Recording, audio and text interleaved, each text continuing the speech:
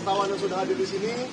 Kita hari ini sangat berbahagia ya bahwa barang yang kita nantikan, barang yang kita sudah minta selama berbulan-bulan, bahkan dengan lelah, keluar waktu, tenaga, dan segala macam, kita minta ke Komisi Informasi, akhirnya hari ini dibuka, yaitu ijazah yang digunakan Joko Widodo untuk mencalonkan diri jadi presiden di tahun 2014 dan 2019.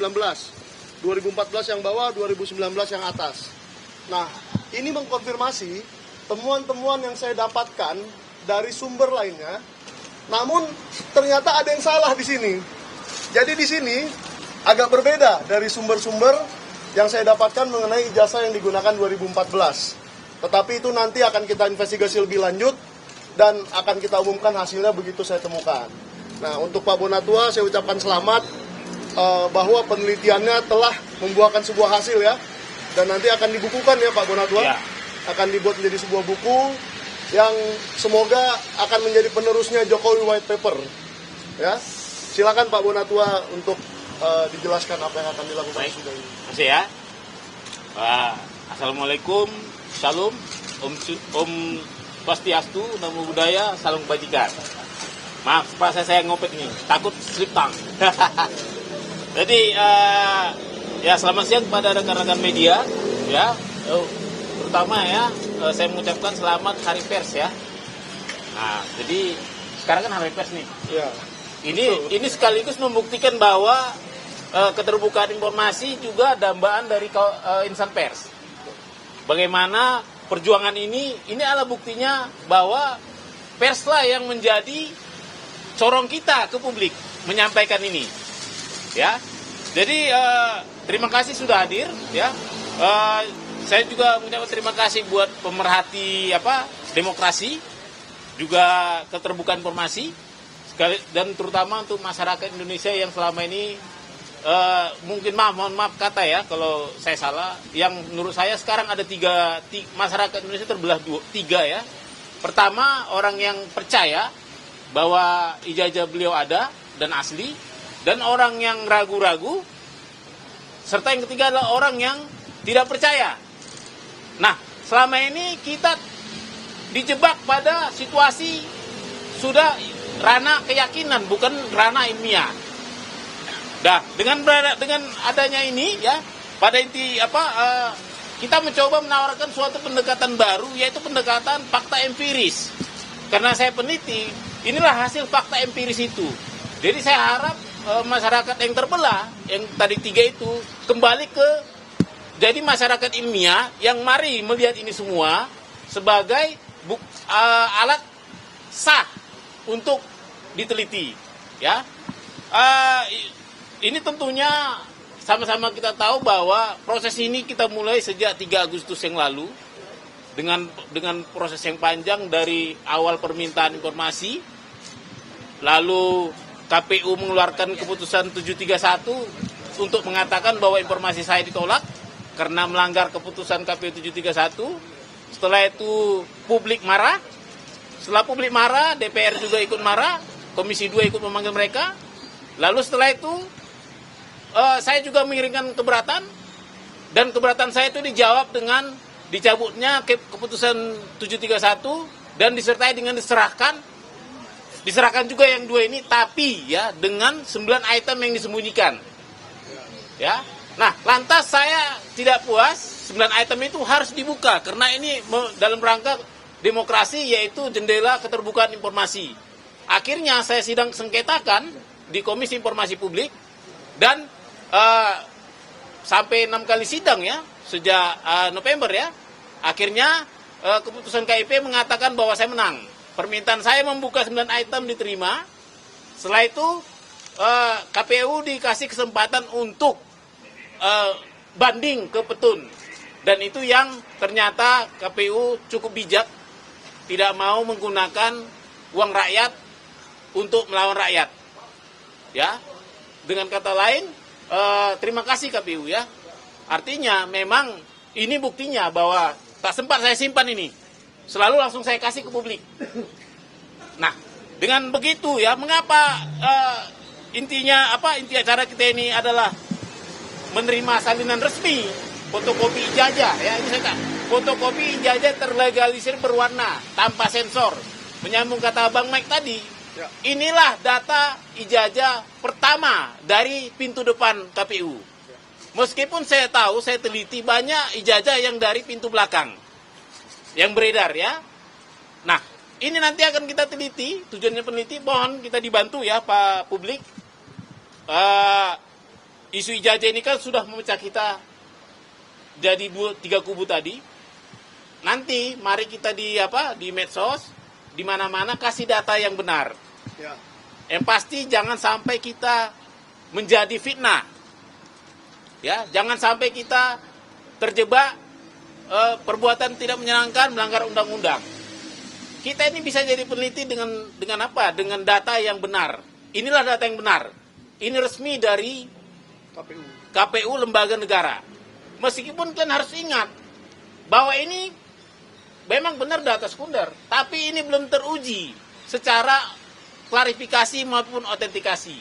Artinya ini masih asumsi. Jadi mari kita meneliti dengan bijak. Artinya kalaupun nanti ini kita temukan benar atau salah, kita masih butuh yang namanya yang fisiknya, sumber fisik dari fotokopi ini. Ya. Jadi dari sini ya saya catat kita ini bisa, ini ada kelebihan dan kekurangannya dari fisik asli fotokopinya. Yang pasti yang kita minta ini kan fotokopi terlegalisir 5 tahun, 5 periode, 2005, 2010, 2012, 2014, 2019. Yang ini baru 2. Nah, yang mengikuti sepanjang zaman itu adalah legalisir ini. Ini selalu identik membawa jejak-jejak administrasi. Ya, bagaimana ini keluar ini nggak sembarangan. Ini pasti ada sebuah proses administrasi di baliknya. Itu bisa kita mintakan juga ke UGM. Dimulai dari siapa yang meminta, siapa yang melegesnya, siapa yang pihak KPU yang memverifikasi administrasi. Ya, itu bisa bisa jadi verifikasi validasi dokumen 5 dokumen tadi. Berikutnya kesamaannya ini dengan yang sumber fotokopinya. Saya bilang sumber fotokopi ya, saya belum berani bilang itu asli ya. Sumber fotokopinya, katakanlah asumsinya itu asli ya, adalah semogalah informasi ini ya. Jadi bayangkan bahwa dulu ada alih media, informasi ini alih media dari yang aslinya, katakan aslinya, analognya ke fotokopi. Artinya 100% informasi ini sudah pindah. Misalnya nama, logo, foto, tanggal lahir ya kan, tanda tangan, ini sudah 100% pindah alih media dan 100% bisa dipertanggungjawabkan jika ada yang ingin menelitinya. Misalnya tanda tangan itu bisa teliti mungkin nanti netizen ada yang Ahli tanda tangan. yang punya kebetulan dulu meleges pas di tanggal ini. Kan bisa dicek ini tanda tangannya gimana. Seperti Bang Mike tadi juga, ini kan agak beda posisinya, kok geser ya kan. Nah ini juga agak geser ini dengan data-data yang pernah ada. Nah itu juga nanti akan bisa kita teliti ya. Dan juga misalnya ada foto ya, foto juga kita bisa teliti. Tapi khusus untuk foto dan materai ini hati-hati. Karena apa? Foto dan ini tidak mengandung warna ya. Walaupun katanya ini foto hitam putih, tapi mungkin kalau foto aslinya agak beda juga, nggak harus hitam putih sekali. Tapi materai juga itu kan berwarna. Meskipun bisa kita lakukan analisis tapi terbatas. Ya, tetap terbatas misalnya bentuknya. Ya. Dan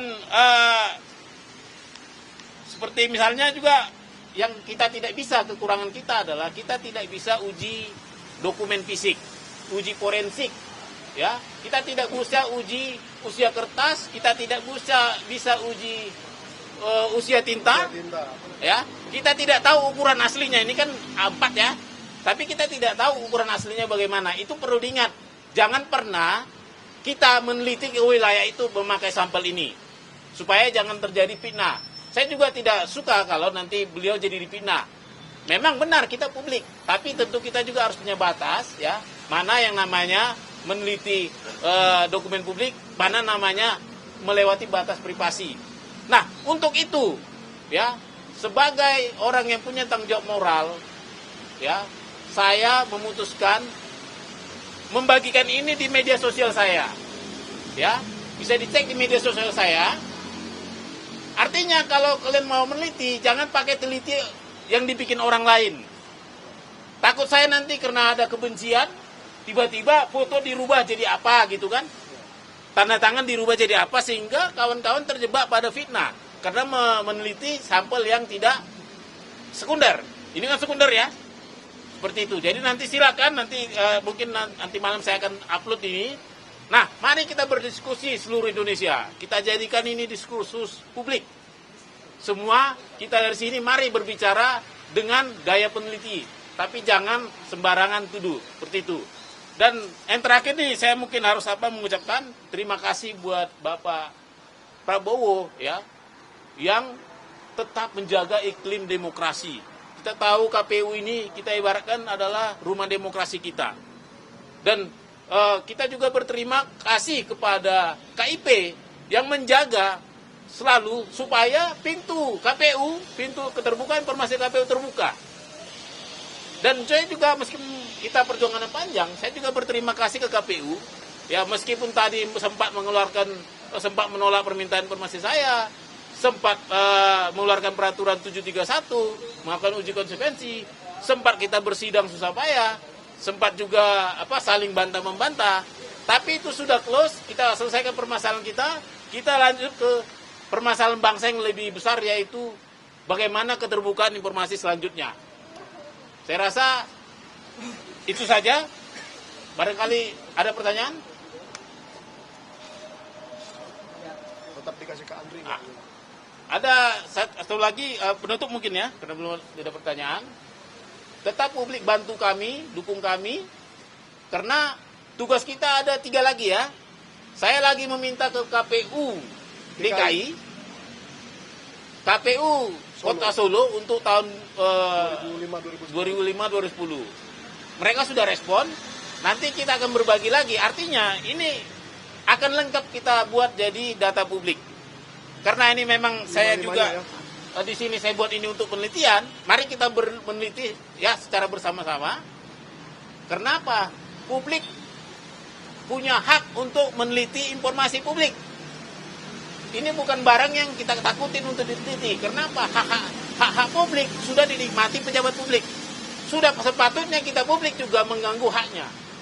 Seperti itu. Saya rasa itu aja. Ada mau tambahin Bang Mai? Ya, saya tambahin sedikit ya Pak Bona, supaya kita tidak lupa bahwa ijazah-ijazah ini sudah seharusnya diberikan kepada Arsip Nasional Republik Indonesia untuk diautentikasi. Supaya publik percaya bahwa ini asli. Dibawalah oleh Pak Jokowi ijazah aslinya, dan KPU membawa ijazah 2 ini, dan dibawa ke Arsip Nasional supaya diautentikasi menjadi asli. Karena identik itu menurut saya tidak ada gunanya. Nah, yang kedua, tolong KPU Solo dan KPU DKI Jakarta, sudahlah, kita sudahi saja sidang itu. KPU RI saja sudah memberikan, ada apa lagi yang bermasalah di sini? Berarti ini adalah data publik dan harus diberikan. Yang ketiga, jangan salah, ada 1 orang lagi yang masih dipermasalahkan ijazahnya atau surat keterangannya. Kalau ini diberikan, maka Gibran Rakabuming Raka juga harus memberikan hal yang sama. Saya di sini netral, bukan menyerang siapa-siapa, tetapi kalau satu bisa diberikan, semua harus diberikan. Bahkan kelulusan akmilnya Pak Prabowo pun boleh diberikan. Jadi jangan ada yang dibilang tabu atau wah jangan karena dia masih menjabat, tidak. Menurut saya akan lebih gentle, lebih keren, lebih anak muda, lebih Gen Z kalau Pak Gibran juga memberikan hal yang sama kepada kita. Sudah, itu aja dari saya. Ya, makasih. Ya, makasih ya. The best of the best.